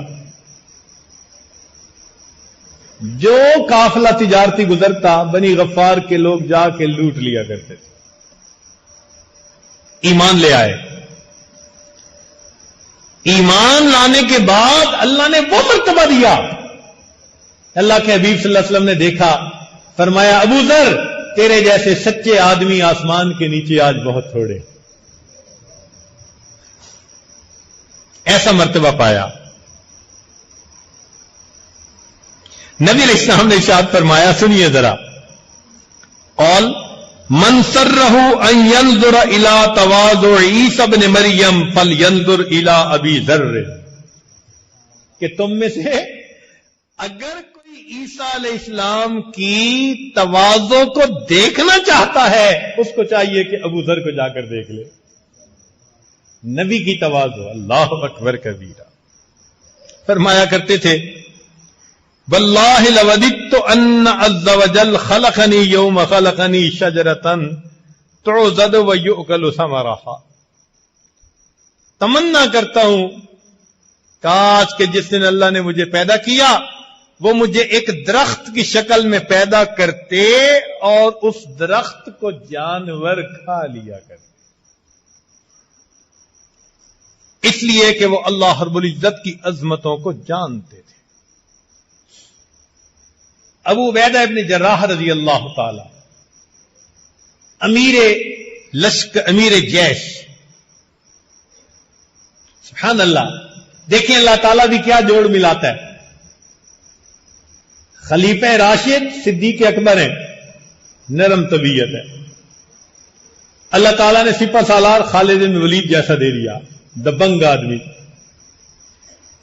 اور پھر اس کے بعد عمر لانو آگے، ماشاء اللہ دبنگ بندے، اللہ نے ابو عبیدہ ابن جراح جیسا نرم طبیعت کا سپہ سالار عطا فرمایا، بیلنس رہے۔ نبی علیہ السلام نے فرمایا، ان لکل امت امینا وامین هذه الامت ابو عبیدہ ابن جراح، ہر امت کا امین ہوتا ہے، میری امت کا امین ابو عبیدہ ابن جراح ہے۔ اللہ اکبر کر، ایک حدیث پاک میں پڑھتا ہوں جھومنے کو جی چاہتا ہے۔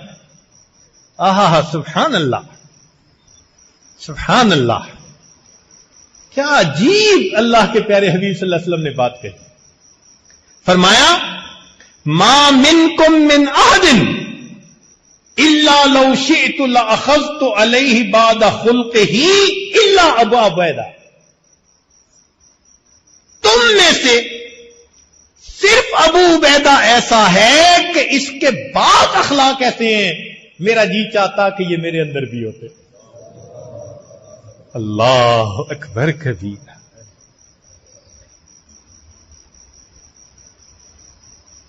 وہ ابو عبیدہ رضی اللہ عنہ فرماتے ہیں،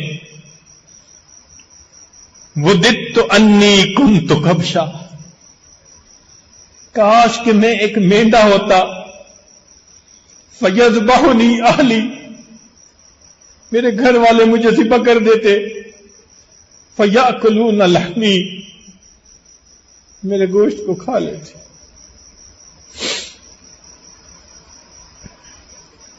قیامت کے دن کا معاملہ کوئی آسان کام نہیں ہے۔ ہمارے اسلاف قیامت کے دن کے تصور سے رو پڑتے تھے۔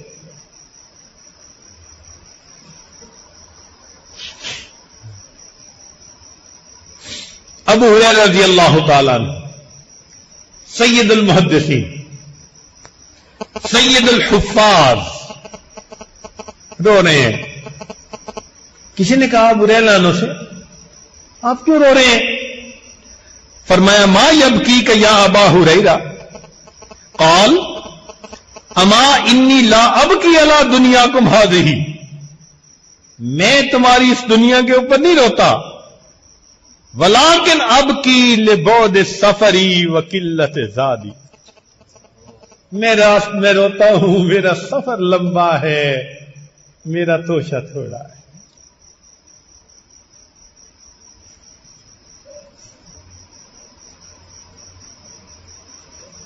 اصبحت فی صعود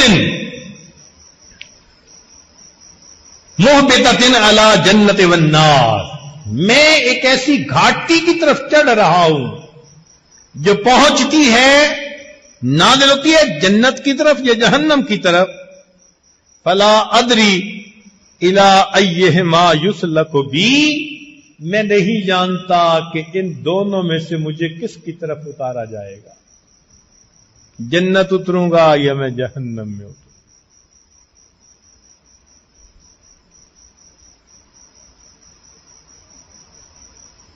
حذیفہ بن الیمان رضی اللہ تعالیٰ عنہ، نبی علیہ السلام جن کو صاحب سر فرمایا،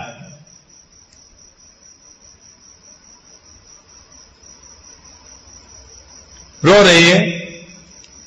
کسی نے پوچھا کہ حضرت کیوں رو رہے ہیں؟ فرمایا ما ابکی اسفا علی الدنیا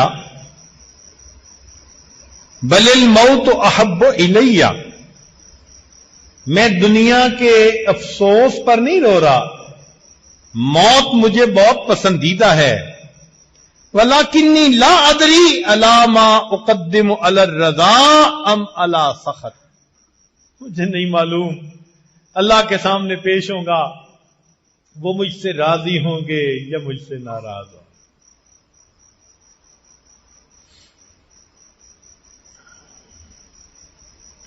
سیدنا حسن رضی اللہ تعالیٰ عنہ، جن کے بارے میں نبی علیہ السلام نے فرمایا اللہم انی احبہ فاحبہ، اللہ میں اس سے محبت کرتا ہوں، آپ بھی اس سے محبت فرما لیجئے، جن کے بارے میں نبی علیہ السلام نے فرمایا الحسن والحسین سیدہ شباب اہل الجنہ، جنت کے نوجوانوں کے سردار، فرمایا کرتے تھے انی اقدم علی امر عظیم وحول لم اقدم علی مثلہ قط، میں ایک ایسے عظیم امر کی طرف جا رہا ہوں، قدم بڑھ رہا ہوں، ایسا عظیم معاملہ کبھی کوئی کسی کو پیش نہیں آیا۔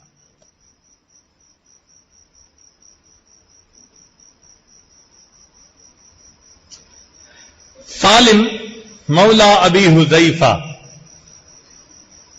یہ ابو حذیفہ عنہ کے غلام تھے، انہوں نے آزاد کر دیا، بیٹا بنا لیا۔ اللہ کی شان دیکھو، پردے کی آیتیں اتری تو ابو حذیفہ عنہ کی جو بیوی تھی وہ نبی علیہ السلام کے پاس آ گئی، اللہ کے نبی صلی اللہ علیہ وسلم بیٹے کی طرح پالا، ہمارے گھر میں رہتا ہے، پردے کی آیت تو وہ تو نامحرم۔ نبی علیہ السلام نے فرمایا اچھا صرف تمہارے لیے حذیفہ کو تم اپنا دودھ پلا دو، وہ بالغ تھے، بلوغت تھی، مگر آقا نے تخصیص فرما دی کہ اب بھی سالم دودھ پی لے گا تو تمہارا بیٹا، چنانچہ بیٹا بن گیا۔ اللہ سے محبت کرنے والا نوجوان، کیسی محبت؟ سید العشاق، سید العاشقین، اللہ کے حبیب صلی اللہ علیہ وسلم نے ان کے بارے میں حدیث پاک میں فرمایا کہ یحب اللہ عز وجل حقا من قلبہ، سالم اپنے دل سے اللہ تعالی سے سچی محبت کرتا ہے، نبوت کی زبان سے نکل رہا ہے اللہ اکبر، اللہ اکبر، کیسے نوجوان ہوں گے، اللہ اکبر، لسان نبوت سے گواہی دلوائی جا رہی ہے کہ سالم وہ نوجوان ہے سچے دل سے سچی اللہ سے محبت کرتا ہے۔ وہ فرمایا کرتے تھے وَدِدْتُ أَنِّي بِمَنزَلَةِ أَصْحَابِ الْآرَافِ، میں تمنا کرتا ہوں کہ مجھے قیامت کے دن نہ جنت بھیجیں نہ جہنم بھیجیں، بس صاحب آراف درمیان میں برابر سرابر چھوڑ دیا جائے، جن کے پاس اتنی محبتیں تھیں، عبادتیں تھیں، اللہ کے حبیب صلی اللہ علیہ وسلم کی گواہیاں تھیں، وہ ڈرتے تھے اللہ کے سامنے پیش ہونے سے۔ اللہ کے سامنے پیش ہونا کوئی مذاق ہے؟ اللہ اکبر کبیرہ، کاش ہمارے دل پر اگر غفلت کے پردے نہ ہوتے، ہم اس تصور سے کانپ اٹھتے کہ اللہ کے سامنے پیش ہونا ہے۔ اسی لیے ہمارے اکابر قرآن کی آیت پڑھتے تھے یوم یقوم الناس لرب العالمین، آیت کو پڑھتے تھے بے ہوش ہو کے گر جاتے تھے۔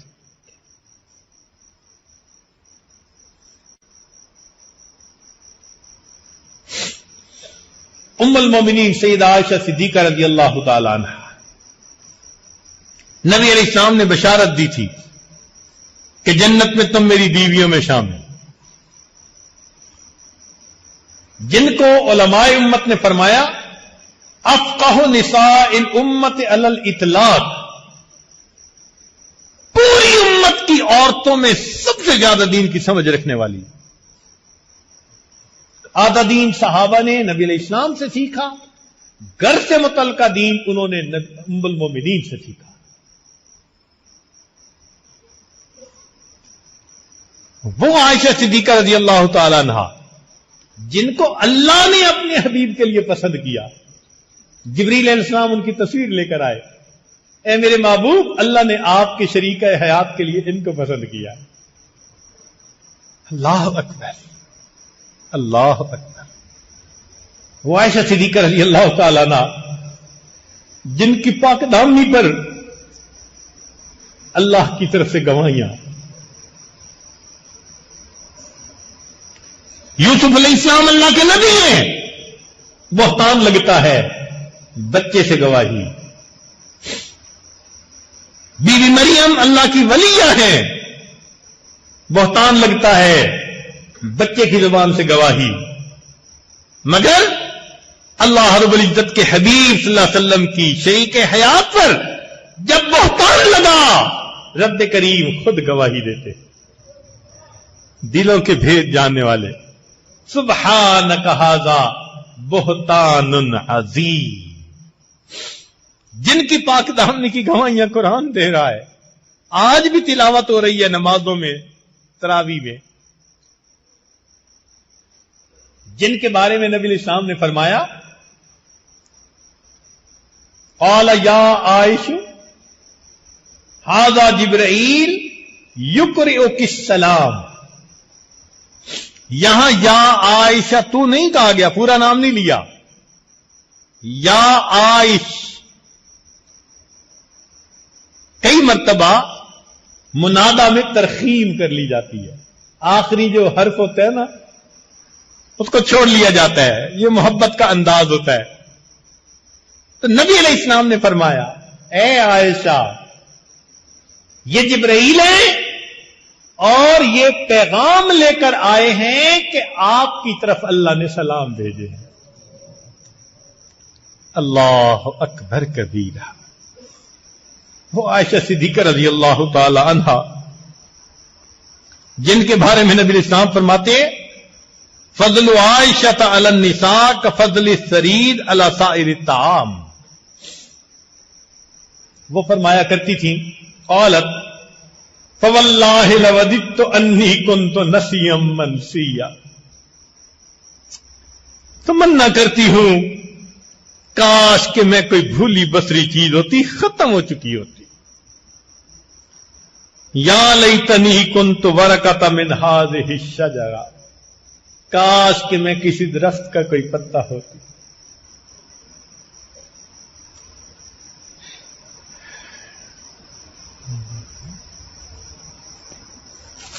عبداللہ ابن رواحہ رضی اللہ تعالی عنہ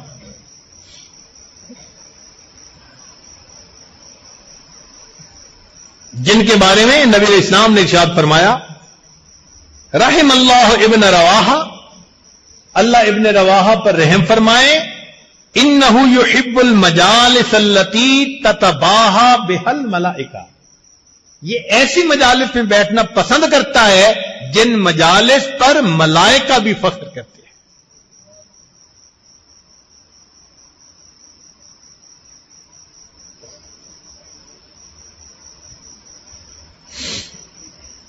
جب وفات کا وقت قریب آیا تو رونے لگ گئے۔ کسی نے کہا عبداللہ آپ بھی رو رہے ہیں؟ فرمانے لگے واللہ ما بکیت جزعا من الموت، موت کے خوف سے نہیں رو رہا، ولکنی بکیت من قول اللہ تعالی، میں تو اللہ تعالیٰ کے اس قول کی وجہ سے رو رہا ہوں جو قرآن مجید میں اس نے کہا وَإِن مِّنكُمْ إِلَّا وَارِدُهَا کان علی ربک حتما مقضیا ولم ادر انجو منہا ام لا، نہیں جانتا میں نجات پاؤں گا یا نہیں پاؤں گا۔ عبداللہ ابن عمر رضی اللہ تعالیٰ عنہ، نبی علیہ السلام نے جن کے بارے میں فرمایا رجل صالح، یہ اللہ کے حبیب نے فرمایا، ان کو نوجوان تھے۔ ایک جگہ فرمایا نعم الرجل، عبداللہ کتنا پیارا بندہ ہے، اللہ اکبر۔ ایسے تعریفی الفاظ اللہ کے پیارے حبیب صلی اللہ علیہ وسلم کی زبان فیض ترجمان سے نکلے ہوں،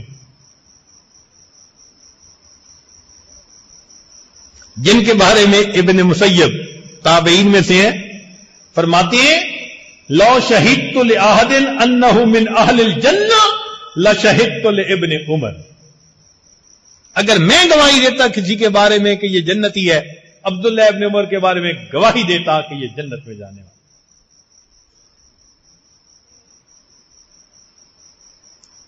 نافع ان کے غلام فرماتے ہیں لو نظرت الی ابن عمر اذا اتبع رسول اللہ لقلت ھذا مجنون، اگر میں ابن عمر کو دیکھتا کہ وہ کس طرح سے دیوانہ وار نبی علیہ السلام کی اتباع کرتے تھے تو میں کہتا کہ واقعی وہ مجنون تھے، جو یوں عاشق رسول تھے، سنت کے عاشق تھے۔ تلاوت کر رہے ہیں، بالغ پہنچے اس آیت پر یوم یقوم الناس لرب العالمین فبکا، روئے حتی خرا، حتی کہ گر گئے، وامتنع من قراءۃ ما بعدہا، پھر اس کے بعد قرآن کی تلاوت نہیں کر سکے۔ فرمایا کرتے تھے لو علمت ان اللہ تقبل منی سجدۃ واحدۃ، اگر میں جان لیتا کہ اللہ نے میرا ایک سجدہ قبول کر لیا، او صدقۃ درہم لم یکن غائب احب الی من الموت، تو مجھے کوئی بھی غائب چیز موت سے زیادہ محبوب نہ ہوتی۔ گویا دوسرے لفظوں میں یوں فرماتے تھے کہ اگر مجھے پتہ چل جائے اللہ نے میرا سجدہ قبول کر لیا، میں ابھی مرنے کے لیے تیار۔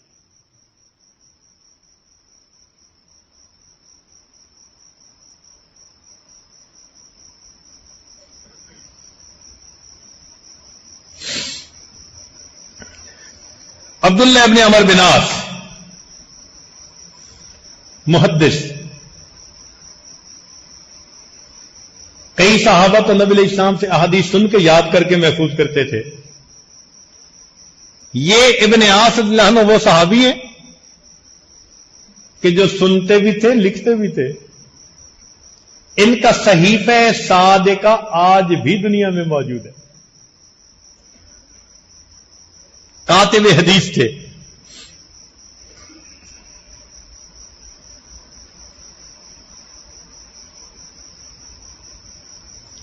فرماتے تھے واللہ لوددت انی ہذہ الساریہ، تمنا کرتا ہوں کہ میں ایک ستون کی مانند ہوتا.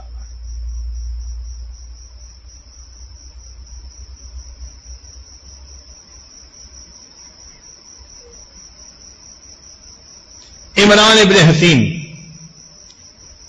یا لیتنی رمادن تذرین الریح، اے کاش مجھے مٹی بنا دیا جاتا جسے ہوا اڑا کے لے جاتی.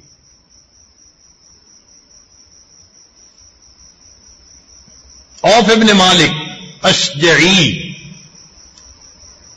وددت انی کنت کبشا لأہلی فذبحونی، کاش کہ میں اپنے گھر والوں کے لیے ایک جانور ہوتا، مینڈا ہوتا، اور گھر والے اس کو ذبح کر دیتے.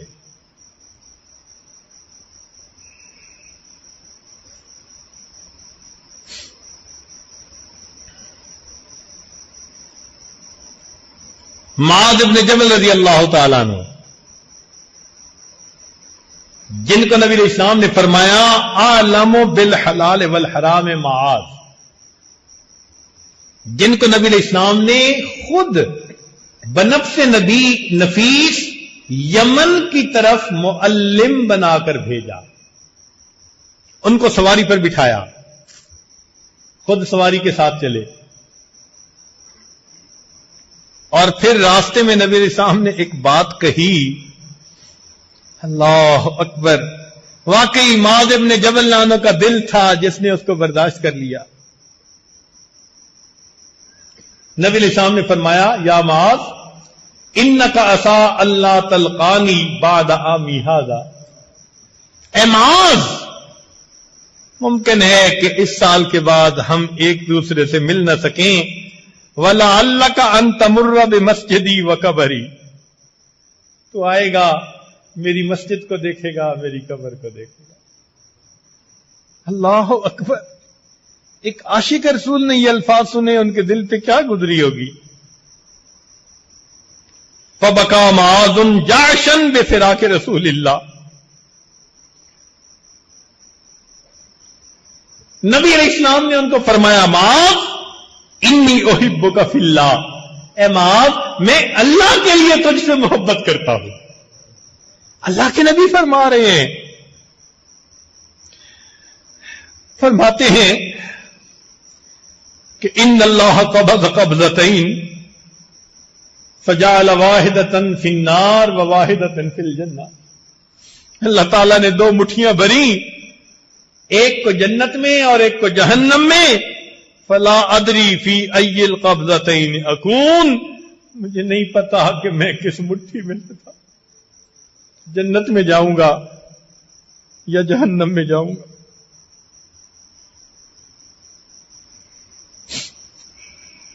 عبداللہ ابن مسعود رضی اللہ تعالیٰ عنہ، جن کو فقیہ الامت میں کہا کان من السابقین الاولین، چھٹے نمبر پر ایمان لانے والے، جن کی پتلی پنڈلیوں کو دیکھ کر صحابہ ہنسے تو نبی علیہ السلام نے فرمایا والذی نفسی بیدہ لہما اثقل فی المیزان من احد، اللہ کی قسم جس کی قبضے میں میری جان ہے، یہ دونوں پنڈلیاں میزان کے اندر اللہ کے نزدیک احد پہاڑ سے زیادہ وزنی ہیں.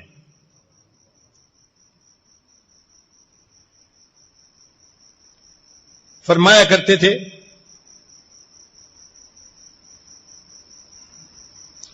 لو وقفت بین الجنت والنار فقیل لی اختر نخیرک من ایہما تکون احب الیک او تکون رمادا لاحببت ان اکون رمادا. اگر مجھے کھڑا کر دیا گیا اور اختیار دیا گیا حساب دے کر جنت جاتے ہو یا مٹی بنا دے، میں کہوں گا اللہ حساب نہ لے، مجھے مٹی بنا دے. یہ عبداللہ ابن مسعود لانو فرماتے ہیں. فضالہ بن عبید فرماتے ہیں لأن أعلم أن الله تقبل مني مثقال حبة، لأن أعلم اگر میں جان لوں کہ ان اللہ تقبل منی مثقال حبۃ، کہ اللہ نے میرے عملوں میں سے ایک رائی کے دانے کے برابر بھی عمل قبول کر لیا، احب الی من الدنیا وما فیہا، یہ مجھے دنیا اور جو کچھ دنیا میں ہے اس سے پسند ہے. کیوں؟ لأنہ تعالی یقول انما یتقبل اللہ من المتقین، ہم متقیوں کے اعمال کو قبول فرمائیں. اس وجہ سے ہمارے اکابر ہر وقت ڈرتے تھے، کانپتے تھے، کرتے بھی تھے اور ڈرتے بھی تھے.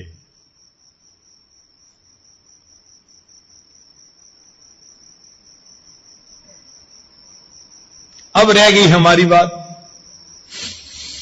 تو بھائی ہمارے اندر یہ خوف پیدا ہو جائے قبولیت کا، اور ہم اس کو معمول بنا لیں کہ دعا مانگے ہر دعا کے بعد اے اللہ ایسا بنا دے کہ میں آپ کو پسند آ جاؤں. یہ دعا تو مانگ سکتے ہیں نا. قیامت کے دن اللہ تعالیٰ پوچھیں گے بنے کیوں نہیں، تو اتنا تو کہیں گے اللہ مانگتے تو تھے کہ بنا دے. اتنا تو کر سکتے ہیں نا. بات سمجھے نا. یہ تو کہیں گے نا اللہ دعا مانگتے تھے اللہ مجھے ایسا بنا دے کہ میں آپ کو پسند آ جاؤں. اللہ سے مانگیے، اخلاص کے ساتھ مانگیے، اللہ بنا دیں گے. بات کی سمجھ آ گئی نا. تو اس دعا کو اپنا معمول بنا لیجئے کہ اے اللہ ایسا بنا دیجئے کہ میں آپ کو پسند آ جاؤں. اور یہاں ایک نکتے کی بات، اگر بات ہوتی قابلیت کی ہمارے لیے خطرہ زیادہ تھا، پھنس جاتے. قابلیت تو ہے ہی نہیں. بات قابلیت کی نہیں ہے، بات قبولیت کی ہے. تو جہاں نیکیوں والے خوش ہوتے ہیں اس بات کو سن کر، وہاں خاطی اور پاپی بھی مایوس نہ ہو. بات قبولیت کی ہے، جس کو چاہے قبول کر لے. تو اگر ہم مانگنا شروع کر دیں تو کیا پتا اس کی رحمت کی نظر ہم مسکینوں پر بھی پڑ جائے. اس لیے امید ہمارے لیے بھی ہے، دروازے بند نہیں ہیں. بس اللہ سے محبت کا اظہار کیجیے. وہ کہتے ہیں خاوند اپنی بیوی سے ناراض ہوا تھا، کہنے لگا کہ تو کیا نکمی میرے پلے پڑ گئی، نہ شکل ہے نہ عقل ہے نہ تعلیم ہے نہ خاندان ہے، کیا ہے تیرے پاس؟ تو جب خاوند نے خوب سنائی نا تو جواب میں بیوی نے کہا تھا نہیں کوئی اوقات اوگن ہار دی. مجھ نکمی کی کوئی اوقات نہیں ہے، نہیں کوئی اوقات اوگن ہار دی، جے ہو جئی وی ہاں میں ہاں سرکار دی. میں جیسی بھی ہوں تو آپ کی نا. بس ہمارے پاس بھی یہی ہے کہ اللہ ہم کسی کام کے نہیں ہیں مگر کلمہ پڑھا ہے. اللہ کافروں نے ہمیں دشمن بنایا، ہم ان کے دشمن بنے. حتیٰ کہ ایمان والے روشن خیالوں نے بھی ایمان والوں کو دشمن سمجھنا شروع کر دیا. دنیا سے الگ ہو گئے. ہمارے پاس تو کوئی اور در نہیں ہے. جے ہو جئی بھی ہاں یہاں سرکار دی. اللہ آپ ہم جیسے بھی ہیں تو آپ کے بندے نا، آپ کے در پر آئے بیٹھے ہیں نا.